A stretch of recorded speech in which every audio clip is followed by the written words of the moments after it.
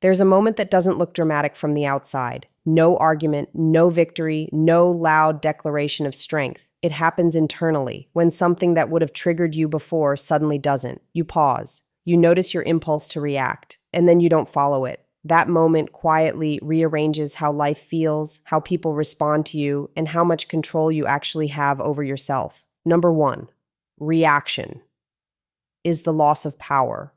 Reaction feels justified in the moment. It feels honest, even necessary, like a defense mechanism that proves you're engaged and aware. But most reactions are not deliberate acts. They're automatic responses driven by emotion, habit, and ego. When something external can instantly dictate how you feel, what you say, or how you behave, control has already shifted away from you. The louder or faster the reaction, the clearer the signal that power has been handed off without negotiation. Every reaction is a form of permission. You're allowing a comment, a look, a message, or a situation to reach inside and rearrange your internal state. That's not strength. That's vulnerability disguised as assertiveness. The problem isn't emotion itself. It's the speed. When there's no pause, there's no choice. And when there's no choice, there's no authority over yourself. You're no longer acting. You're being acted upon. People who react quickly are easy to predict. Predictability makes you manageable. It teaches others exactly which buttons to press and how much pressure is required to get a response. Over time, this creates a pattern where your energy is constantly pulled outward, spent on things you didn't consciously select. You end up defending positions you didn't mean to take, engaging in conflicts that don't move your life forward, and feeling exhausted without understanding why. Power returns the moment reaction slows down, not because you become passive, but because you become selective. When you don't immediately respond, you reclaim the space to evaluate what's actually happening. You start to see that many situations gain significance only because you give them emotional fuel. Without that fuel, they collapse under their own weight. What once felt urgent becomes optional. This shift changes how others perceive you. Calm disrupts expectations. A person who doesn't react on cue feels grounded, difficult to manipulate, and oddly commanding without saying much at all. Words carry more weight when they aren't constant. Presence becomes stronger when it isn't reactive. You're no longer broadcasting your inner state for anyone to influence. Losing the need to react doesn't make you detached. It makes you disciplined. You still care, but you care on your terms. You decide when engagement is necessary and when restraint is more effective. That restraint protects your focus, your energy, and your sense of direction, allowing you to remain centered even when pressure appears, when opinions clash, when circumstances try to provoke a response before you've decided whether one is warranted. Number 2, silence creates authority. Silence is often misunderstood as weakness, hesitation, or a lack of confidence. In reality, it is one of the most controlled forms of expression available. Most people speak to fill space, to relieve discomfort, or to assert relevance. Silence does none of that. It resists urgency. It refuses to perform. And because it cannot be easily interpreted, it creates a sense of gravity that words alone rarely achieve. When you choose silence instead of an immediate response, you interrupt the emotional momentum of a situation. Conversations are usually driven by reaction. Someone says something, the other person responds, and the cycle continues until tension escalates or resolution is forced. Silence breaks that rhythm. It slows the exchange and forces awareness. People begin to notice their own words more clearly when they aren't immediately answered, and that shift alone changes the balance of power. Authority doesn't come from volume or frequency. It comes from restraint. When you speak less, your words carry more weight because they are no longer competing with constant noise. Silence signals that you are not compelled to justify yourself, explain your position, or prove your worth in real time. That absence of urgency suggests internal stability, and internal stability is difficult to challenge or undermine. Silence also protects you from revealing more than necessary. Every reaction exposes something: your priorities, your insecurities, your emotional triggers. When you remain quiet, you retain that information. Others are left to speculate, to adjust, to reconsider their approach. This dynamic naturally places you in a position of advantage, not because you dominate the interaction, but because you are not controlled by it. In moments of conflict, silence creates psychological pressure without aggression. It forces the other person to sit with what they've said, to question whether it was effective, appropriate, or necessary. This is not manipulation. It is composure. The absence of immediate feedback removes the reward of provocation, and without that reward, the behavior often loses momentum. Choosing silence requires discipline. It demands comfort with discomfort and the ability to tolerate tension without rushing to dissolve it. But that tolerance is precisely what builds authority over time. You become someone who is not easily rushed, not easily unsettled, not easily drawn into unnecessary exchanges. Your presence feels grounded, measured, intentional, and that presence alone communicates more than constant explanation ever could. Number 3, not everything deserves a response. There is an unspoken pressure to respond to everything that comes your way. Messages, comments, opinions, provocations, expectations. All of it arrives with an implied demand for acknowledgement. Silence is often interpreted as avoidance or weakness, so people rush to reply just to prove engagement. But constant response is not a sign of awareness. It is a sign of misplaced priority. When you treat every stimulus as deserving of your attention, you flatten the difference between what matters and what doesn't. Responding consumes energy, focus, and emotional bandwidth. Each reply pulls you into someone else's frame, someone else's urgency, someone else's interpretation of importance. Over time, this trains you to live reactively, moving from one external demand to the next without pausing to decide whether any of it aligns with your actual goals.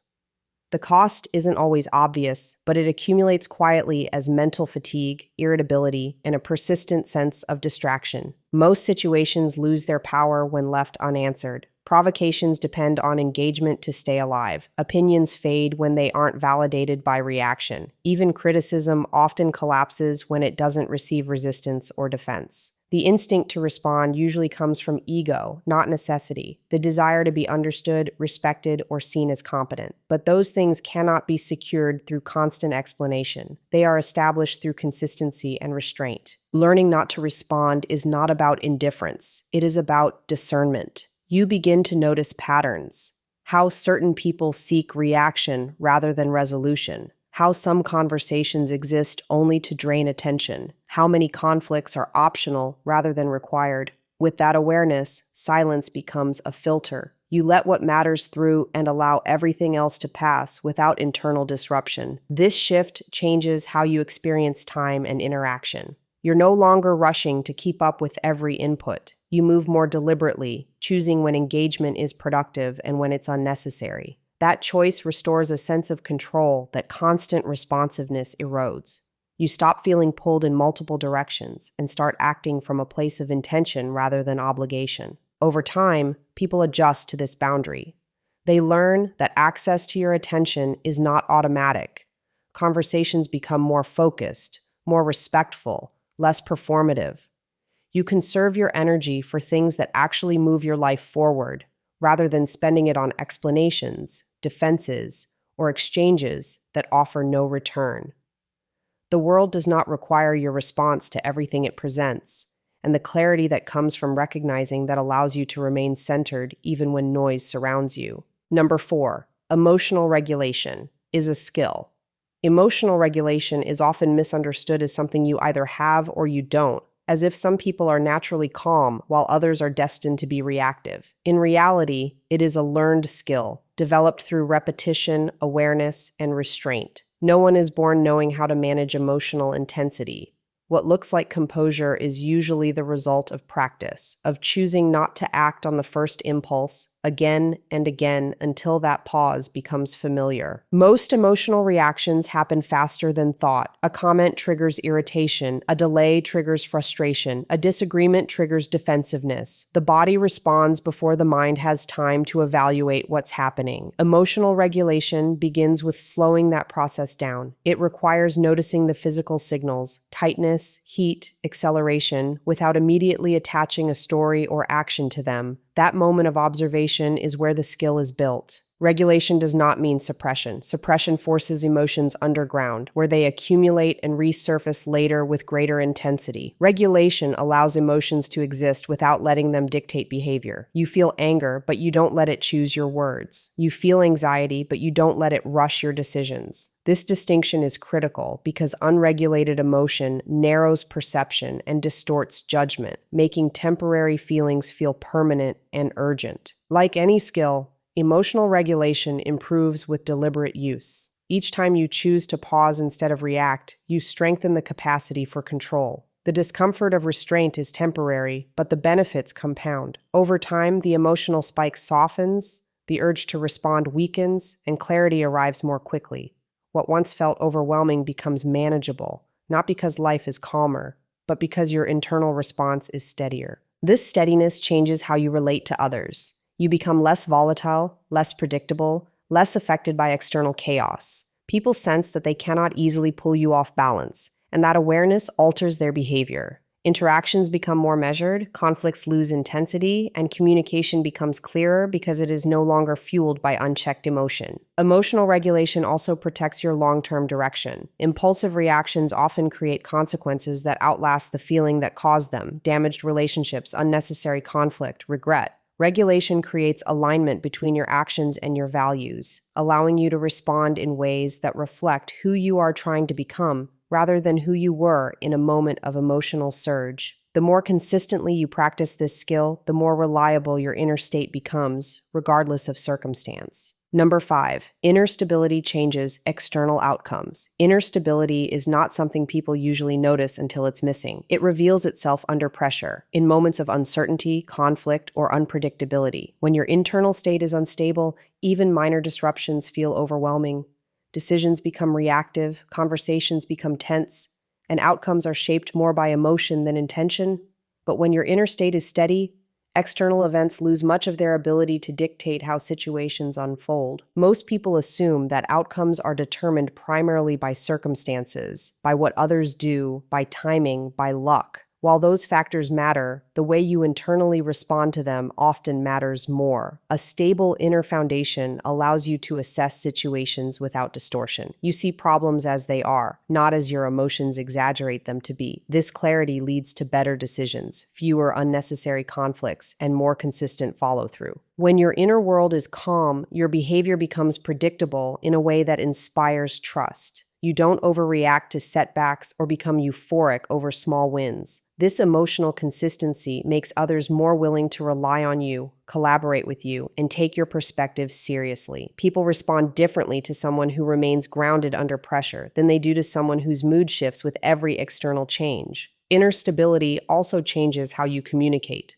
Your words become more measured, less defensive, less emotionally charged. You listen more carefully because you're not preoccupied with protecting your ego or reacting to perceived threats. This alone can de-escalate tension and redirect conversations toward resolution rather than conflict. Many external problems persist, not because they are unsolvable, but because they are approached from a place of internal chaos. This steadiness doesn't mean life becomes easier or more predictable. Challenges still arise, and uncertainty remains unavoidable. The difference is that your response to these conditions becomes more deliberate. You stop rushing to fix everything immediately and start choosing actions that align with long-term outcomes rather than short-term emotional relief. Over time, this internal discipline reshapes your external reality. Fewer arguments escalate, more opportunities open because you are seen as reliable and composed. You waste less energy on emotional turbulence and redirect it toward building, planning, and maintaining momentum.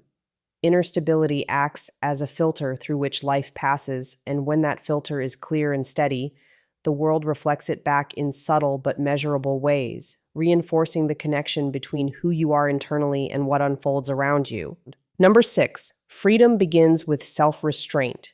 Freedom is often defined as the ability to do whatever you want, whenever you want, without limitation. That idea is appealing, but it collapses quickly in real life. Acting on every impulse doesn't create freedom. It creates dependency. Dependency on mood, on comfort, on validation, on immediate relief.